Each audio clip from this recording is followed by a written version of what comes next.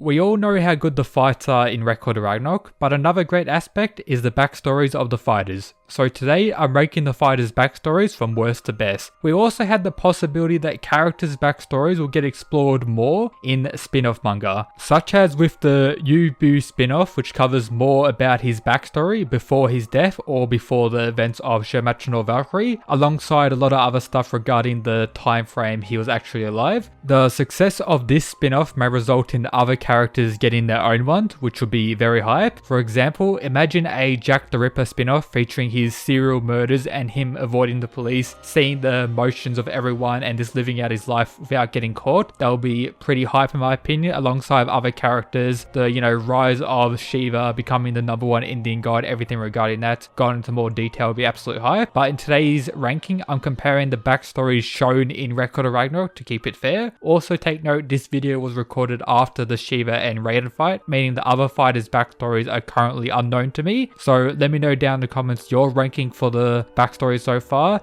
and let's go. Help me reach my 2021 goal of 100k subscribers by subscribing if you're new to the channel or you just haven't already. It's free and easy to do. Also consider checking out the description for the Discord server and my Twitter. Now, enjoy the video. So the worst backstory so far goes to our boy Zeus. He also has the shortest backstory so far in the story, with it only showing the aftermath of his fight with his father Kronos, showing how he became the supreme god. It's cool to know how he got to this position, which was kinda somewhat explained in the 2-page backstory or flashback, and we also got to see young Zeus, which was pretty cool. But honestly, compared to many of the other backstories, it just lacks in detail, lacks in information, and was more of a flashback rather than a backstory of a character. Next, I decided to go for Thor. His backstory is used to mainly hype up the power of the gods and the power of Thor himself. It features him destroying the giants who tried to invade Asgard. Thor appeared before them and headed out to battle with his hammer to wipe out the entire army of 66 giants by himself, and also finding the fight boring as none of them could really challenge him or push him really, with him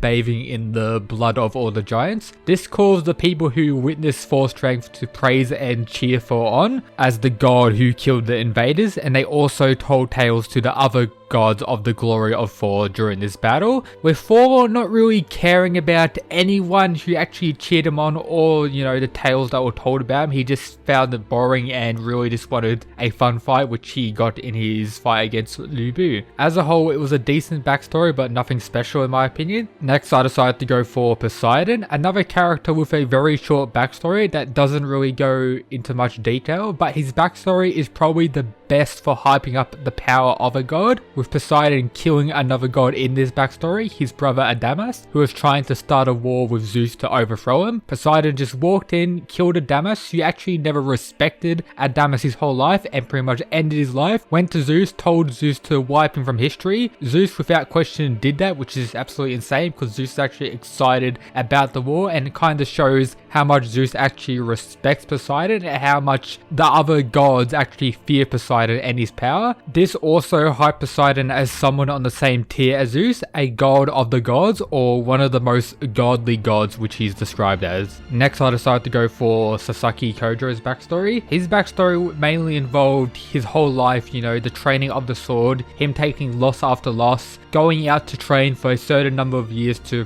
perfect his fighting style to defeat a specific opponent, doing that and then going on to the next stronger opponent, getting defeat, disappearing, training, fighting other people, getting stronger, coming back and realizing he's an absolute monster, with his whole backstory mainly involving training and then getting defeated over and over again, and how he just kept on training, disappeared for like 10 plus years at a time to just train his swordsmanship. Even though he wasn't taking it seriously at first, he became known as one of the strongest swordsmen, also history's greatest loser. And we also get to see his death in the backstory, which was against Miyamoto Musashi when he was 26. He died in a sword battle, high difficulty. Miyamoto was able to defeat Kojo, but even after this, Kojo continued to train by simulating every single movement and technique of the swordsmen and animals and everyone he fought during his 26 years of life until he perfected everything and became what he was in Record of Ragnarok, being able to defeat Poseidon how he did. A decent backstory. It wasn't the longest backstory he had in the series. It was longer than the ones I've already talked about. It was kind of up and down at parts. The cool parts with,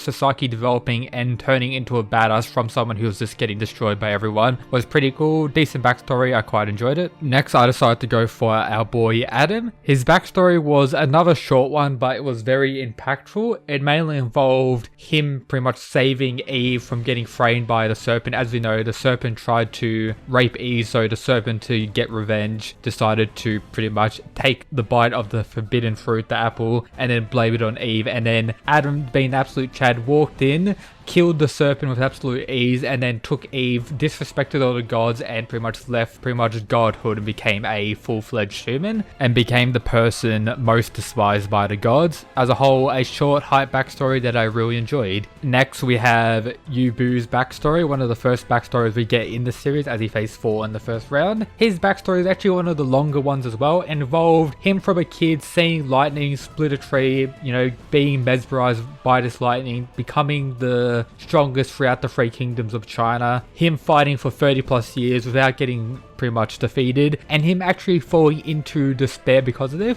Very similar to how Thor was just too strong for everyone he battled. He was bored with life. Lubu was a similar way. No one at his time was strong enough to deal with him, and pretty much he could destroy everyone. It got to a point where he was so powerful he could split the sky with his attack, known as the Sky Eater, and once he perfected his technique, he realized that no one left in humanity could challenge him. So that's where the insane boredom and despair came into play. And then he had his final battle where he let his opponent defeat him. He was bored, done with life, and he wanted it all to end because there was nothing left that could actually challenge him and give him a thrill in life. So yep, a more dark backstory for Lubu, but a pretty decent one. A lot of character motives and character development actually shown through this backstory, and of course there's more shown in the spin-off manga of him. But yep, solid backstory. Next, I decided to go for our boy Shiva. As you know, his backstory featured him with his good friend Ruja defeating all the other Indian gods, and Shiva eventually defeating his friend Ruja and becoming the #1 Indian god. As a more shonen protagonist like backstory, and why I kind of don't like Shiva as much as other characters in the story, because I'm not really into that shonen protagonist vibe character. But yeah, Shiva's backstory was pretty decent. It was one of the longer backstories in the series. It was cool seeing him and his friend Ruja